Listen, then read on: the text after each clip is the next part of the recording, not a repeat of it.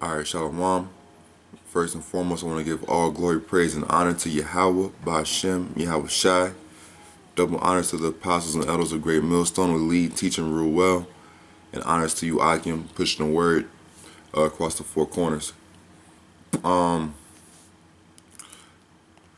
don't really have a topic for this lesson. I was just doing a little reading, and Spirit hopped on me to put together a few precepts, and Lord willing, you're edified. So I'm going to start off reading in Matthew 20 and 26. Alright, this is Yahweh Shai. It says, "But it shall not be so among you, but whosoever will be great among you, let him be your minister." And I looked up that word minister in the blue letter, and it's Greek 1249, and it's diakonos. And pretty much the word minister there, it says one who executes the commands of another, especially of a master, a servant, attendant, or a minister. You know, so I'm gonna reread that. Matthew 20 and 26. "But it shall not be so among you, but whosoever will be great among you, let him be your minister." So pretty much, you know, if you want to be, if you want to be big, so to speak, or grow in the spirit of Yahweh Ba'Shem Yahweh Shai, you got to really embrace a certain mentality, man. And like I said, going into that that word there, that Greek word there, diakonos, it says one who executes the commandments of another. You know what I mean? So you have to really be focused on executing the commandments that are given to us through the scriptures. And it says especially of a master, and Yahweh Ba'Shem Yahweh Shai is our master, man. We're just servants, man. But I'm gonna read one more verse down.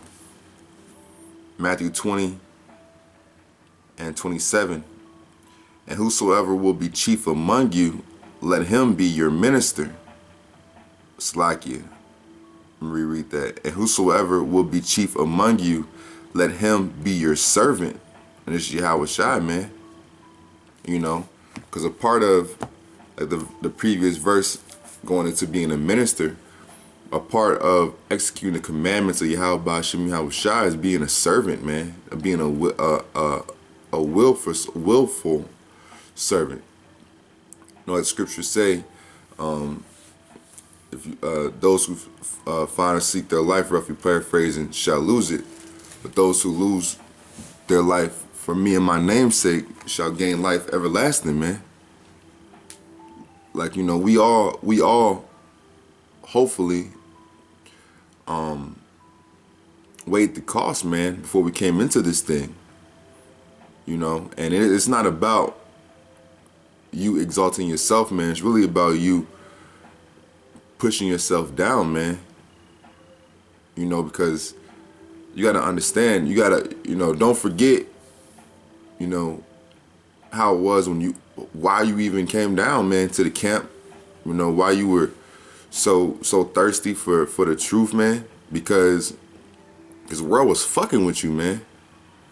This world was goddamn oppressing the hell out of you, to the point that you needed hope, you needed faith, you needed something or someone to comfort and build you up. And that's a big part of what we signed up for. A major part of what we signed up for was for us to walk in humility while we're gaining this understanding, this knowledge and understanding. And really so we can build ourselves up, but then also build the next man up, man.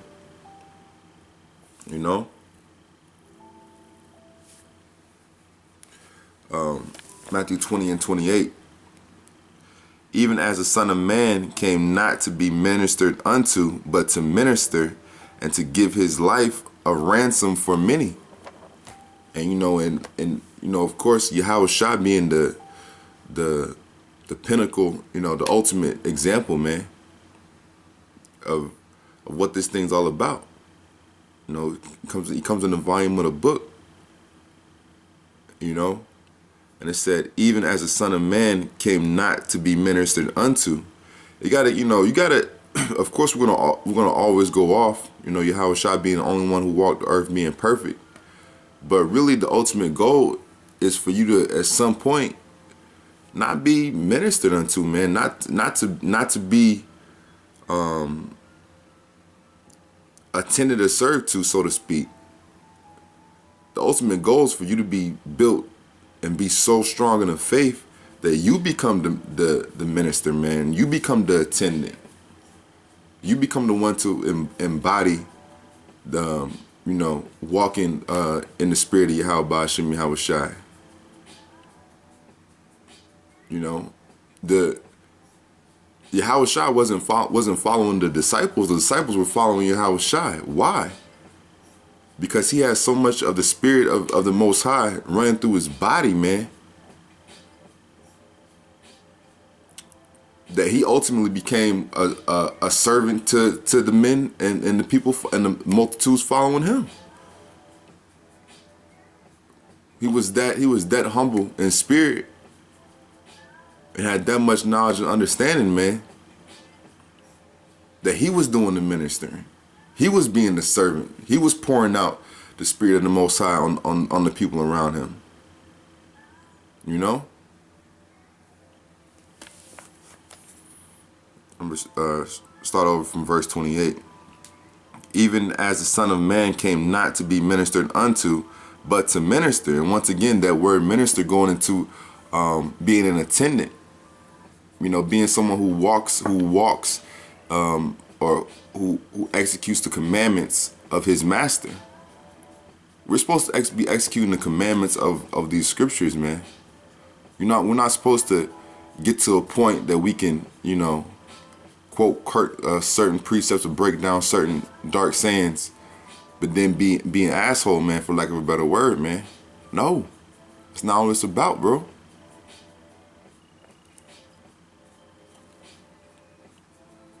But to minister and to give his life a ransom for many, man. Just like if you got a hostage, it's a hot situation, and that thief, he wants a ransom, he wants a payment. Our payment is our life, man. That's part of weighing that cost. You gave it up, man.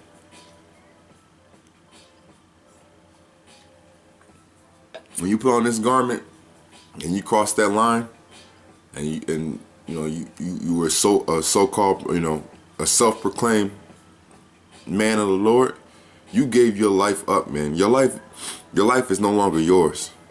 Your life now belongs to the Most High through his Son. Period. I'm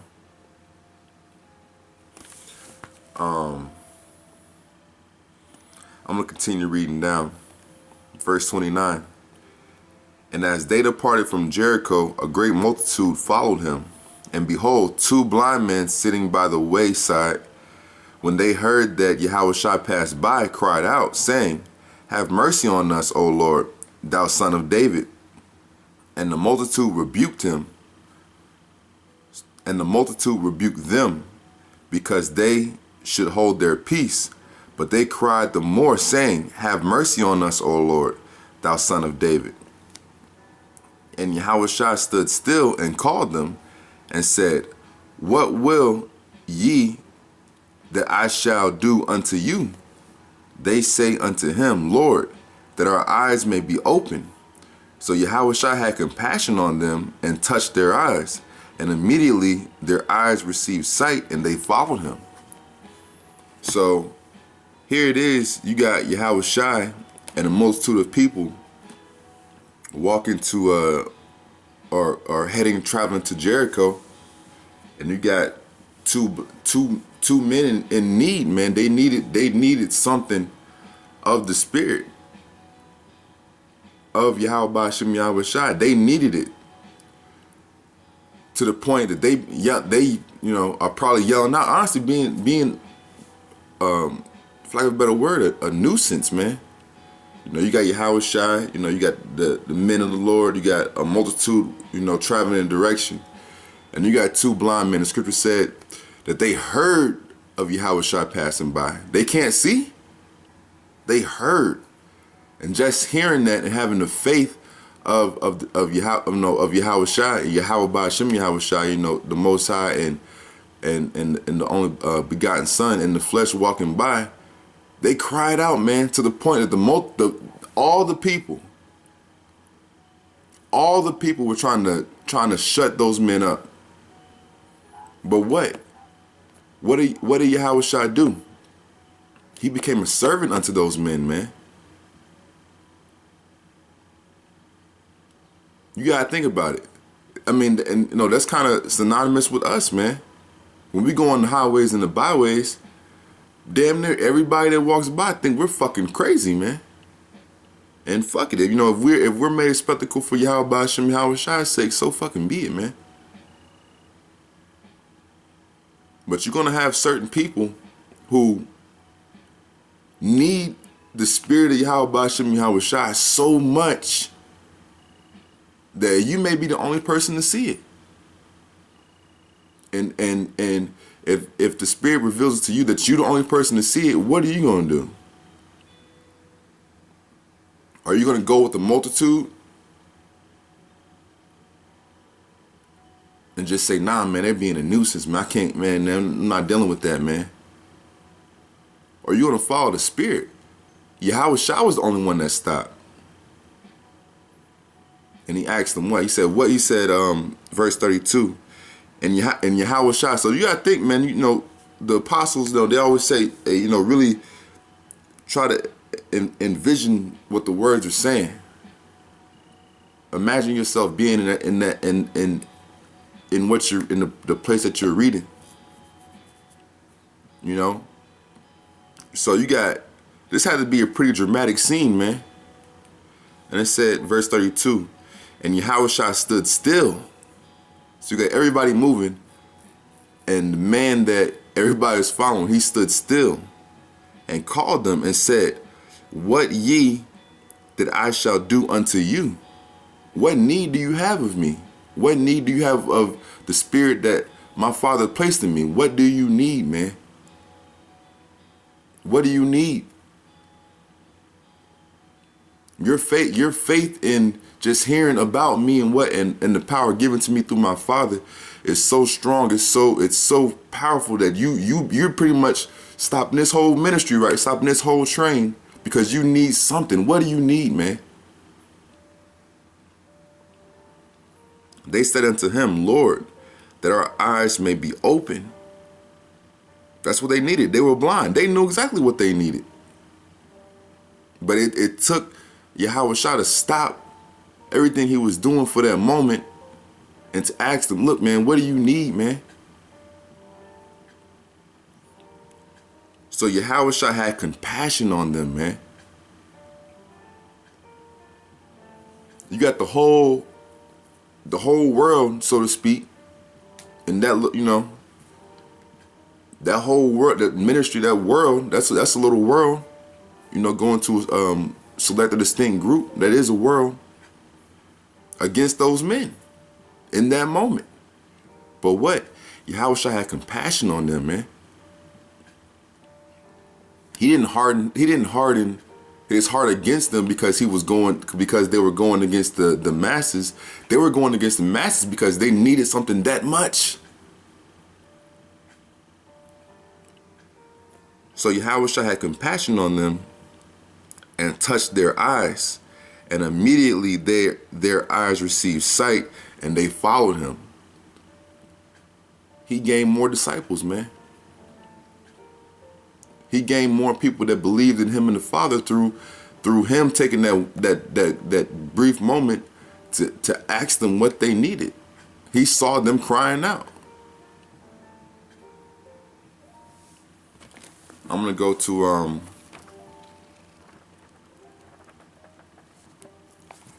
Deuteronomy 28 and 54. Now, Slacky, I'm going to go up to verse 53 and then read down to 54. And thou shalt eat the fruit of thine own body, the flesh of thy sons and thy daughters, which the Lord thy power hath given thee in the siege, and in the straitness wherewith thine enemies shall distress thee. A part of this too, man, is you gotta realize that ain't none of us perfect, man. Some of us funny looking, some of us look weird. Some of us are short, some of us tall, some of us are bald. Some of us got funny beards. Some of us can't talk right. Some of us can't really hear. Some of us can't smell. Some of us can't see. You know what I'm saying? But the Lord, I'm gonna read that again. And thou shalt eat the fruit of thine own body. But even though we don't all look the same, we're all one body, man. And sowing that spirit of separation is a very powerful tool that the enemy uses against us, man. It's actually one of the curses. So we got to overcome that, man. We got to overcome that. And we got to really trust in the spirit of Yahweh Shem Yahushai that if the spirit brings certain men or people around us that are crying out for the truth and sincerity to that extent that they're being a nuisance, man, what do you need, man? What's going on with you, bro? What do you need? What's going on with you? What's going on in your life, man? You know, whenever you got a chance. I mean, we all dealing with shit, man. You know, obviously. But what the fuck you need, man? You know, I ain't trying to say it that way, but hey, man, what's going on, man? You know, have compassion, man.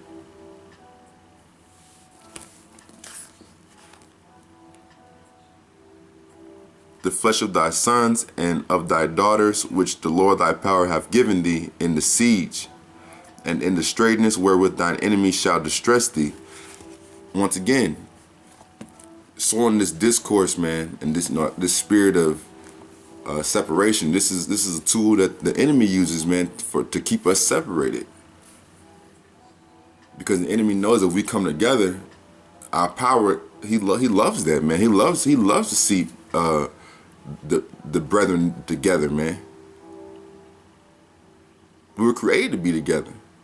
That's why these the powers, that the earthly powers that be, so to speak, that's why they work to push us apart, man. But it's up to you to have compassion on your brother, man. It's up to you to overcome the curses through the power and spirit of Yahweh Shem Yahushai. Verse 54, here's the point. So that the man that is tender among you and very delicate, his eye shall be evil towards his brother, and towards the wife of his bosom, and towards the remnant of his children, which he shall leave. So, for us to be, yeah, we hit the highways and byways, and there's a certain spirit that comes along with being in camp. But you can't be in camp mode 24/7, 365, so to speak, man. When we go out on the highways and byways, man, and we're pushing the spirit out to the people, it ain't you ain't gonna be in that same spirit when you dwelling around amongst brethren, man. When you're dwelling amongst brethren, it's with the duality of Yahweh Shem Yahushai. It's a softer spirit, man. It's more tender, man. It ain't about being a dick all the goddamn day, man. It's about being a fucking brother.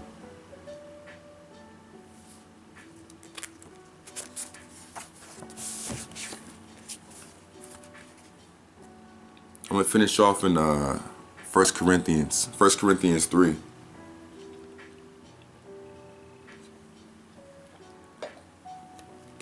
I'm gonna read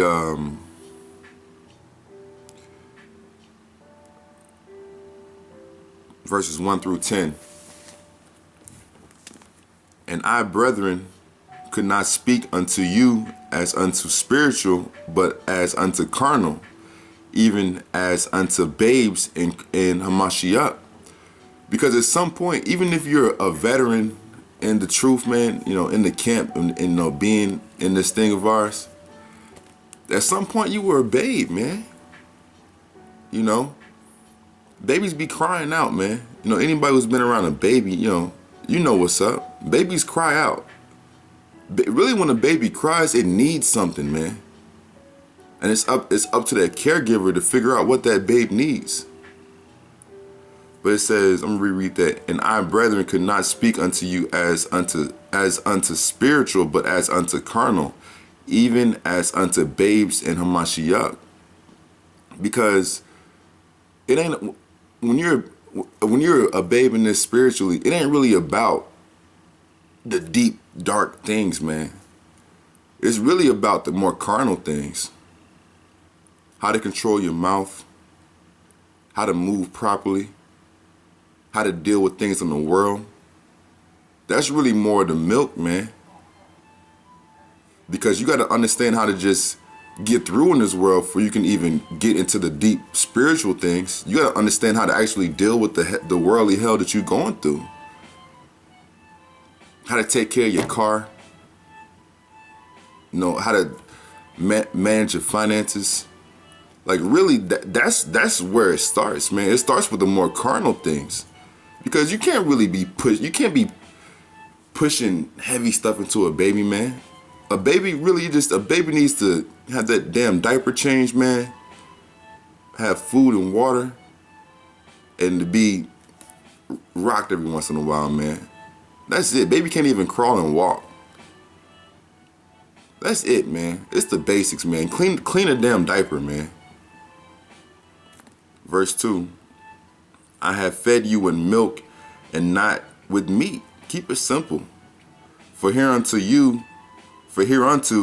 ye were not able to bear it, neither yet now are you able. And it's gonna take a while, man. A part of being a brother to younger men. I'm a young man. I'm not out here. I'm not trying to say that, I got it all.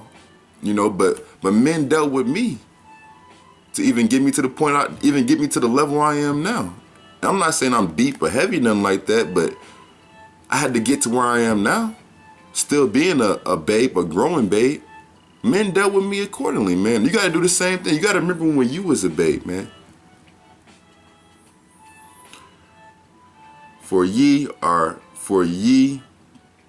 yet carnal, for whereas there is among you envying and strife and divisions, and ye not carnal and walk as men. Are ye not carnal and walk as men? I'm just going to reread that for edification. 1 Corinthians 3:3.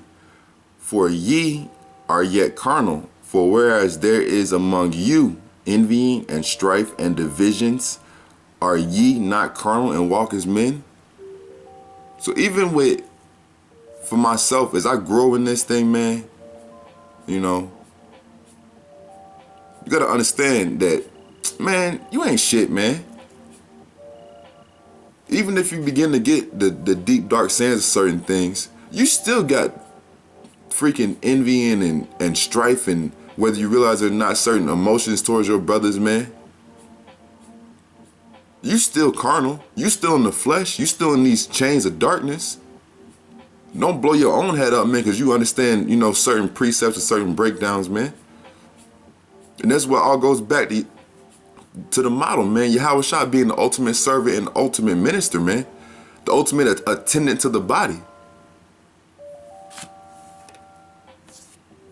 Verse 4. For while one saith, I am Paul, and another, I am Apollos, are ye not carnal? Are you not still in the flesh? Verse 5. Who then is Paul, and who is Apollos, but ministers by whom ye believed, even as the Lord gave to every man? So even that, even understand, man, that the more wisdom, knowledge, and understanding that you have, and that you're able to actually push out and walk in a certain spirit, men believe in you, man. And really, it's not even necessarily they believe in you.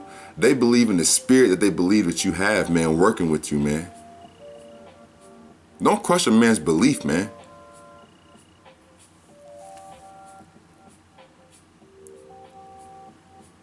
gonna reread that. 1 Corinthians 3 and 5. Who then is Paul and who was Apollos, but ministers by whom ye believed, even as the Lord gave to every man. Verse 6. I have planted, Apollos watered, but the Most High gave the increase. The Most High gave the increase, man. You know, no matter what time the Most High brought a man around, you know, no matter if you were laboring from the first hour, the third hour, the 11th hour, the Most High brought that increase in, man. So be a minister and attend to the commandments that the Most High gave you and how to deal with a brother, period. Keep your report, so to speak, free of blemishes and red marks, man. Walk in the Spirit.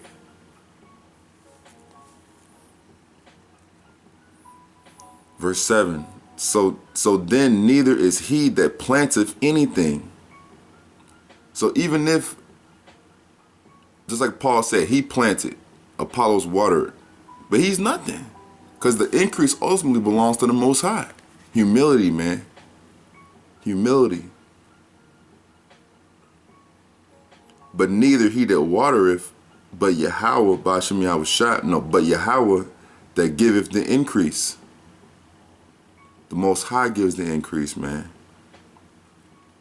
Now he that planteth and he that watereth are one, and every man shall receive his own reward according to his own labor. For we are laborers together with Yahweh. Ye are Yahweh's husbandry, ye are Yahweh's building. So it's a body, man. It's a body. Whenever that spirit hops on men to sow discourse, to not really see the spirit working with a certain man, to talk against a certain man, to pretty much not really fully embrace someone that the spirit brought around, you know what I'm saying, to be built up.